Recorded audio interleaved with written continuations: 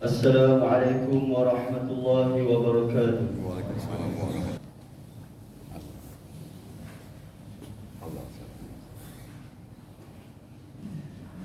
Alhamdulillahil qail wa idh ta'azzana rabbukum la in syakartum la azidannakum wa la in kafartum inna 'adabi lasyadid. Ashhadu an la ilaha illallah wahdahu la syarika lah wa ashhadu anna Muhammadan 'abduhu wa rasuluh. Allahumma salli wa sallim ala sayyidina Muhammad wa ala alihi wa sahbihi ajma'in. Amma ba'd, fa ya ayyuhal muslimun ittaqullah usikum wa iyaya bitaqwallah faqad fazal muttaqun. Qala Allah ta'ala ya ayyuhalladzina amanu ittaqullaha haqqa tuqatih wa la tamutunna illa wa antum muslimun. Muslimin yang dirahmati Allah sekalian, saya berpesan kepada diri saya dan hadirin jemaah sekalian, marilah bersama-sama kita memperkasakan ketakwaan kepada Allah Subhanahu wa taala dengan sebenar-benar takwa, dengan melaksanakan segala perintah dan menjauhi segala larangannya. Mudah-mudahan kita mendapat kejayaan di dunia dan di akhirat. Tajuk khutbah pada hari ini ialah, adakah aku hamba yang bersyukur? Hadirin yang berbahagia, ucapan syukur bermaksud segala puji-pujian hanya untuk Allah, manakala kalimah alhamdulillah merupakan lafaz lisan yang diucapkan sebagai tanda syukur dan pujian atas segala nikmat yang dikurniakan oleh Allah Subhanahu wa taala. Syukur merupakan salah satu daripada sifat mahmudah. Dengan bersyukur, hati akan menjadi tunduk dan tenteram. Lazimnya setiap kali diberikan sesuatu nikmat, kita akan bersyukur mengingati si pemberi, yaitu Allah Subhanahu wa taala. Menurut Imam Al-Ghazali, sifat dan rasa syukur merupakan tingkatan tertinggi, lebih tinggi daripada kesabaran dan ketakutan. Oleh itu, kalimah syukur merupakan kalimah yang utama dan lebih baik perlu diucapkan. Daripada Anas bin Malik radhiyallahu anhu bahawa Nabi Muhammad sallallahu alaihi wasallam pernah bersabda yang bermaksud, seandainya dunia dan seisinya berada di tangan seseorang dari umatku, kemudian ia mengucapkan alhamdulillah, nescaya kalimah alhamdulillah yang diucapkan adalah lebih baik dari dunia dan seisinya. Riwayat Dailami.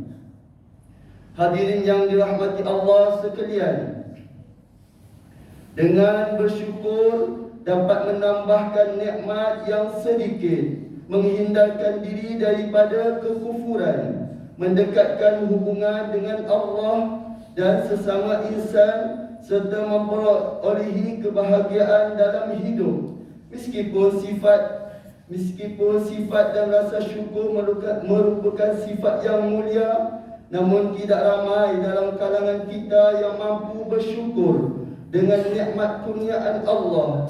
Sebaliknya, bagi orang yang tidak bersyukur, mereka kufur dengan nikmat Allah kerana sentiasa merasa tidak cukup dan gelisah dengan apa yang dimiliki. Mereka yang kufur dengan nikmat Allah tidak terdetik di hati untuk berterima kasih kepada Allah. Akibatnya, mereka hanyut dan tenggelam dengan nikmatan ke dunia, maka hubungan dengan Allah menjadi semakin jauh. Hakikatnya, syukur itu sangat sukar bagi mereka yang miskin jiwa. Pelbagai nikmat yang Allah anugerahkan, namun nikmat terbesar adalah nikmat iman dan Islam.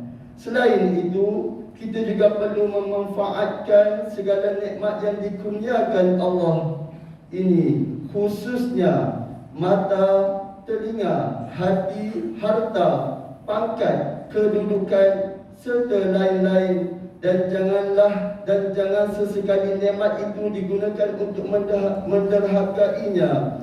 Oleh itu, Allah mendidik manusia supaya bersyukur kepadanya supaya hati lebih tenang. Persoalannya adakah jika dan saat ini kita benar-benar menjadi hamba yang bersyukur?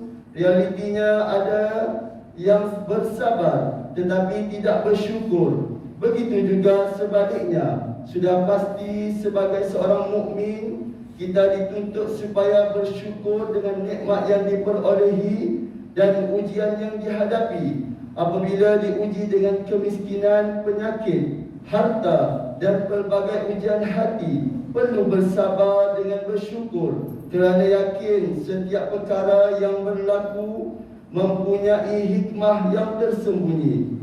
Antara cara menzahirkan rasa syukur ialah dengan berkongsi harta, wang ringgit, makan minum, kenderaan, ilmu dan sebagainya kepada orang lain.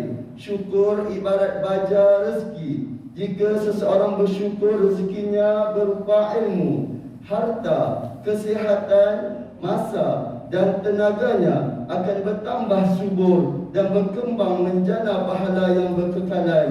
Sudah menjadi lumrah kehidupan, ada yang dikurniakan rezeki yang mencukupi, malah ada yang berlebihan. Namun sebaliknya, ada yang kais pagi makan pagi, kais petang makan petang.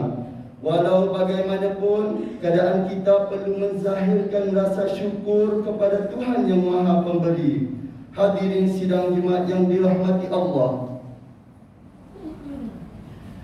realitinya tidak ramai dalam kalangan kita yang mampu untuk melafazkan rasa syukur apabila dikurniakan nikmat oleh Allah. Pandang dan lihatlah ke dalam diri kita sendiri. Adakah kita benar-benar menjadi hamba yang bersyukur pada Tuhan yang Maha Esa? Sebagai hamba Allah, kita dituntut supaya bersyukur kerana ia perintah dari Allah dengan kurniaan nikmat yang tidak terhitung. Tidak dinafikan, pada hari ini ramai yang masih terkesan dengan penularan COVID-19. Namun begitu, di sebalik ujian yang menimpa, kita dapat mendidik hati sentiasa bersabar dan bersyukur. Tidak ramai yang mampu bersyukur dengan ujian dan musibah. Sebagai contoh, apabila berlaku sesuatu yang berlawanan dengan kehendak diri, maka berlakulah tekanan, menyalahkan takdir atas apa yang berlaku tanpa reda. Tawakal dan bersyukur pada Allah atas segala ujian yang dihadapi.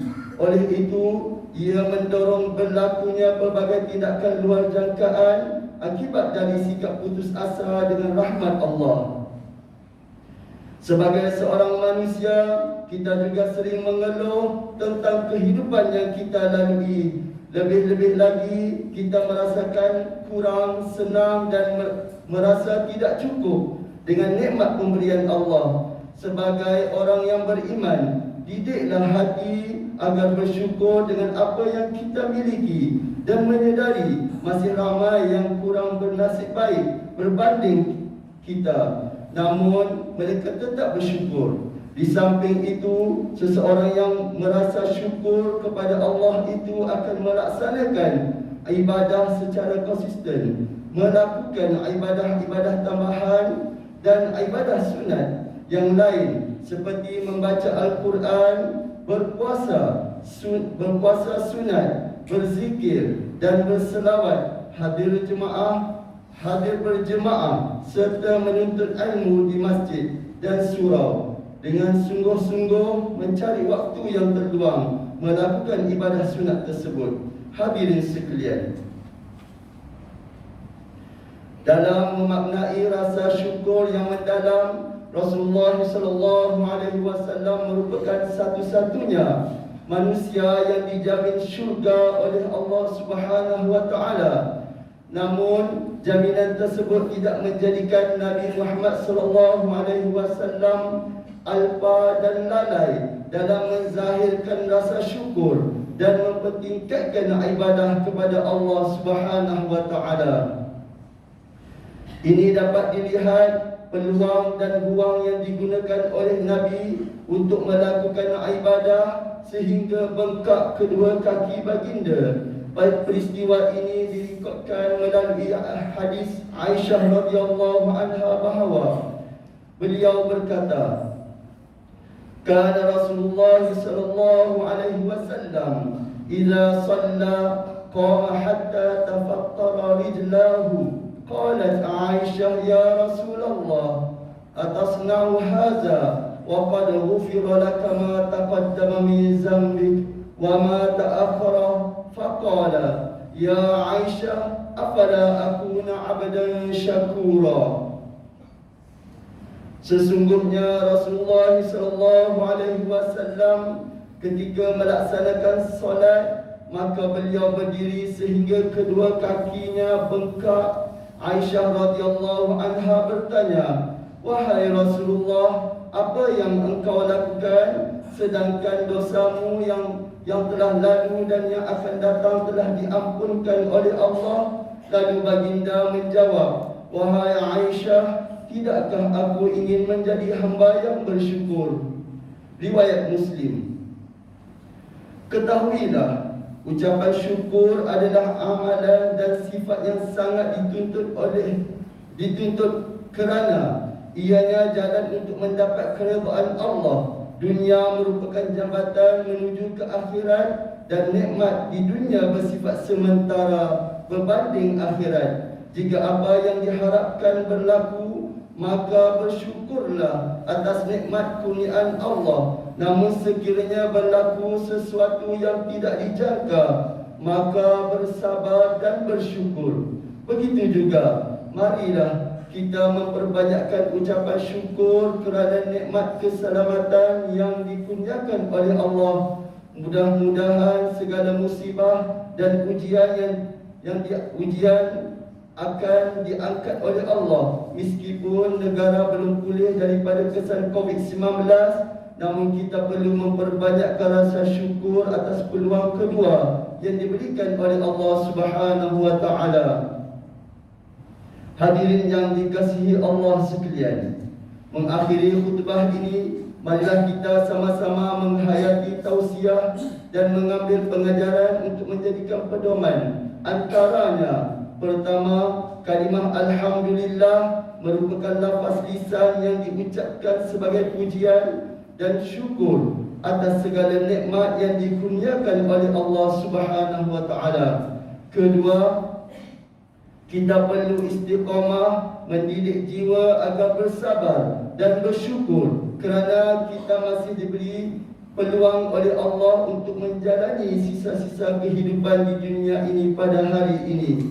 Ketiga, mukmin yang dikagumi ialah yang sentiasa bersyukur di atas setiap kebaikan atau nikmat yang diperolehi, meskipun nikmat tersebut kecil dan sedikit, sebagai bukti keimanan kepada Allah Subhanahu wa taala. A'udzu billahi minasy syaithanir rajim. Qala rabbi auzi'ni an ashkura ni'mataka allati an'amta 'alayya wa 'ala walidayya wa an a'mala salihan tardahu wa aslih li fi zurriyyati inni tubtu ilaika wa inni minal muslimin.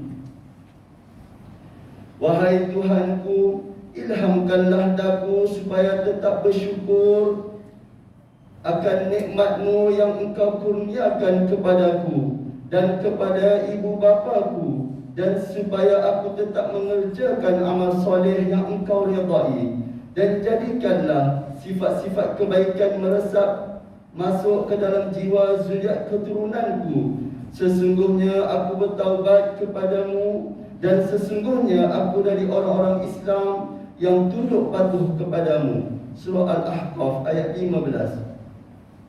Barakallahu li wa lakum fil Qur'anil azim ونفعني وإياكم بما فيه من الآيات والذكر الحكيم وتقبل مني ومنكم تلاوته إنه هو السميع العليم. أقول قولي هذا وأستغفر الله العظيم لي ولكم ولسائر المسلمين والمسلمات فاستغفروه إنه هو الغفور الرحيم.